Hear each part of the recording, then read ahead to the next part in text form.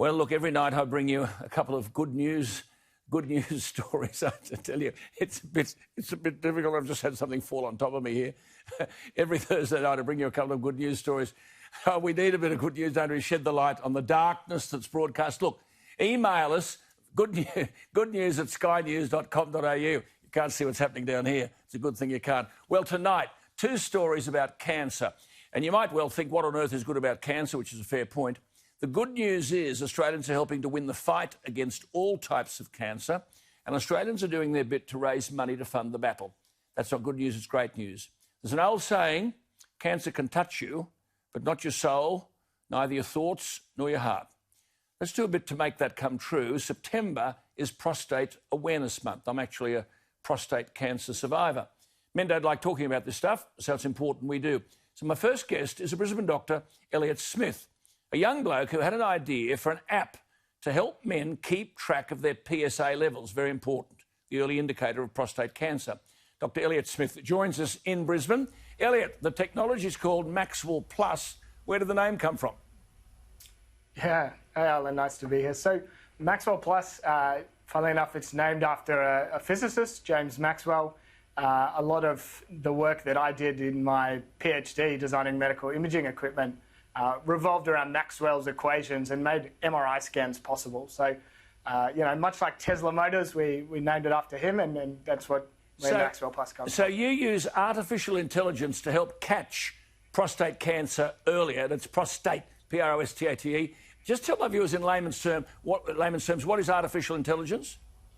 Yeah, absolutely. So we have a service that connects men to doctors, and those doctors are using this artificial intelligence. And in very simple terms, it's algorithms and processes that we've trained the computer to undertake to look through data, trends in blood test data, medical imaging data, to help pull out signs that might be indicative and help those clinicians make quick, accurate and reliable decisions. How smart are these young people? So the app costs what? $2 a week, less than a cup of coffee?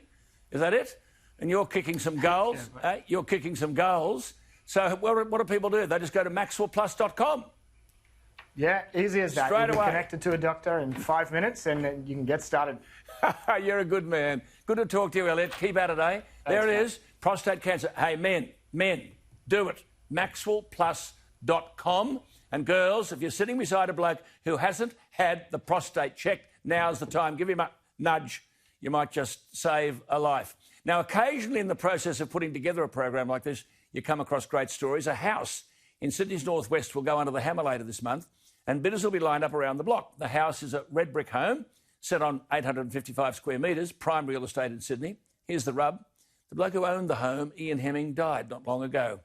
His dying wish was that the home would be sold and the proceeds would go to ovarian cancer research because he'd had numerous friends and family who died from the disease. The house could go for as much as $1.5 million. The estate agent selling it is Neil Robson from Ray White at Gladesville. Neil's in our Sydney studio. Neil, it's not something you get every day, is it? No, certainly. This is the first time I've been involved in something as amazing as this, Alan.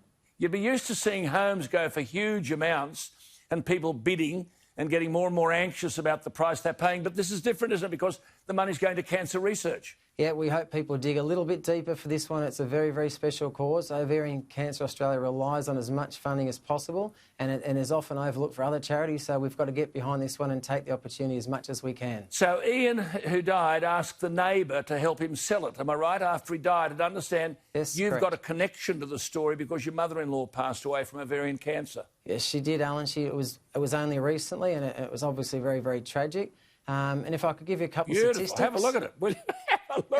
Come on, give us the sales pitch. Give us a sales pitch. Come on. Well, the property's at 120 Lancaster Avenue, Melrose Park. It's 850 square metres. It's a double brick home. It's five bedrooms. You could renovate it, extend it, or build a brand new home to take advantage of this amazing location. It really is. It's a lot of land, a lot of lawn to look after, and I'll be there on Saturday from 9:30 till 10 o'clock in the morning. I look forward to seeing as many people as possible. This Saturday? This Saturday we'll be there for an open home. Good on you. The open home's this Saturday and the auction's the weekend after, Alan. OK, we'll get on to you on Sunday or Monday to find out how you went. Thank you very much. I look forward to that. Thanks for your support. Lovely man, Neil Robson from Ray White Gladesville. You can find him, raywhitegladesville.com.au. The auction's on Saturday. If you've got a good news story, Good news at skynews.com.au. Be back after the break to wrap it up.